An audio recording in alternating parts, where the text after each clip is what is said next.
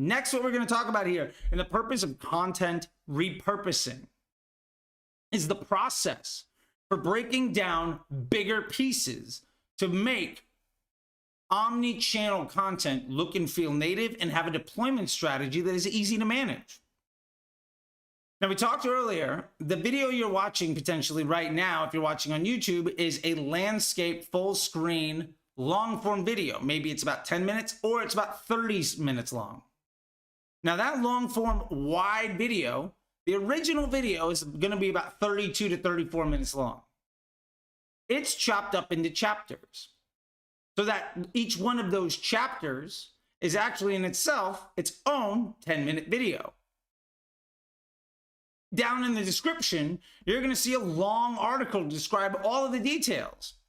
That article is broken up by the chapter name so that when we break this video up into the little segments, so each segment can be its own video, it already has its own description.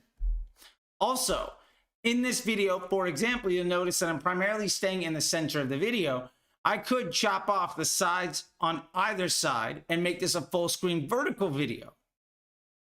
And when I do that, the chapter description for here on YouTube is now the title or headline for the caption, and the article that goes below it is now the rest of the caption or the description of the video or what we use in YouTube or Pinterest. Or we can put all of that together. Perhaps on TikTok, it's going to be the primary thing, then some hashtags, then the whole article written below it. And that's also going to get ported over to Instagram. Now, maybe that has to get stripped out for Twitter because of a character limit. Maybe it doesn't, and it becomes its own thread. These are things that we have to really start to be mindful of, because in the effort of recording one video that is direct to camera, straight, no cuts, 35 minutes long, I'm actually going to be making probably 20 to 30 pieces of content out of this. Every one of those things allowing me to have blogs, articles, long form video, short form video, multiple times a week on multiple platforms, all from one original thing that takes me roughly half an hour to record. So the process of breaking this stuff down is, one, you have to have a plan of how is this stuff likely to be broken down. Now, maybe you don't have a script for stuff. I don't have a script for this. But I mean, I've got a sticky note, right, with a few things to cover. Now, maybe you're doing an interview. You can go in and chop it up. Maybe you're doing a video shoot and you've got like some really curated videos. You got a 15 and a 30 and all of that fun stuff. Great, you can chop that up. Sometimes it's less educational, more salesy. You can make a 15-second, a 30, a 60, a 90-second cut. It can be wide. It can be vertical. Love it. All of that stuff works. The point is, though, focus on making the big thing that can be chopped down, because then you don't have to work nearly as hard to create all of it. For instance, in this video right now, 30 some odd minutes long, it's one 30-minute video. It'll be 3 10-minute videos.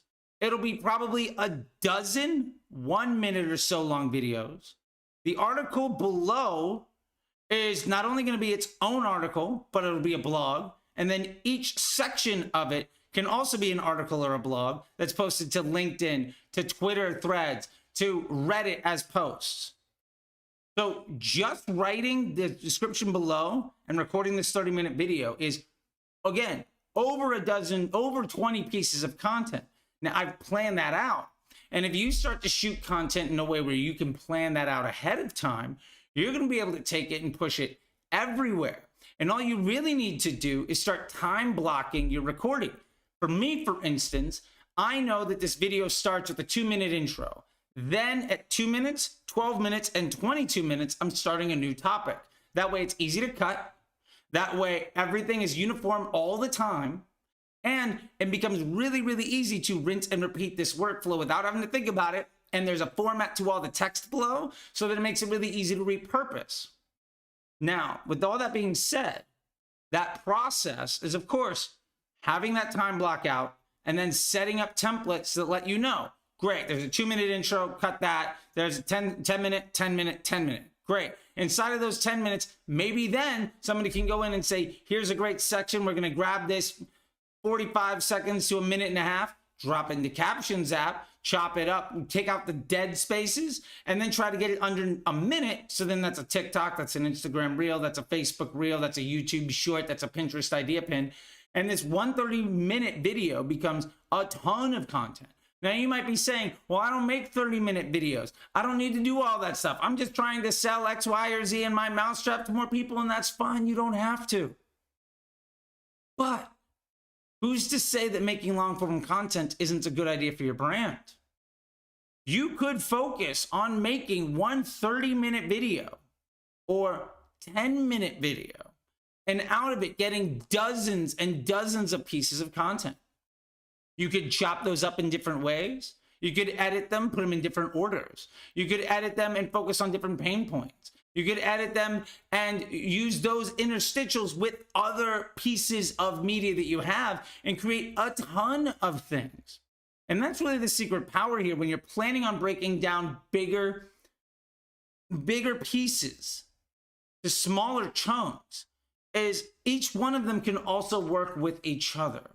So the best part about this is having a plan when you go into it on how to disperse all of this information. Now, the example I'm giving here is in the informational stuff, but let's take it for an e-commerce brand like my clothing business.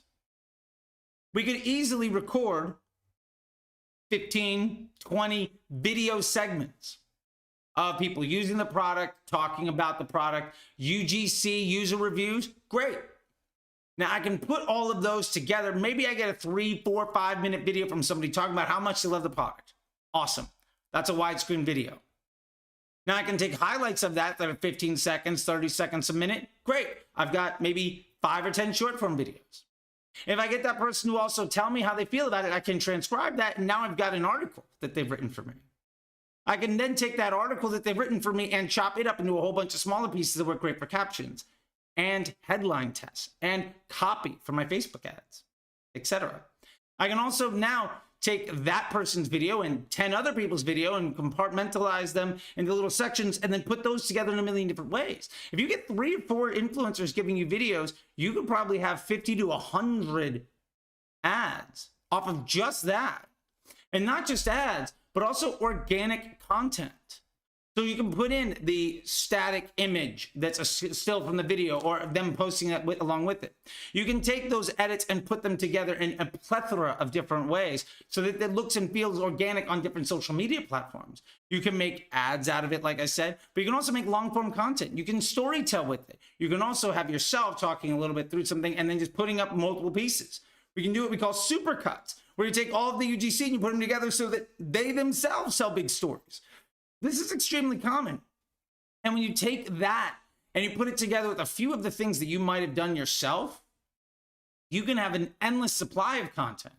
And you start making them using these other tools to schedule it all out. You can post it onto one platform and have that power, the content for every other platform. For instance, you might make everything natively for YouTube and for TikTok.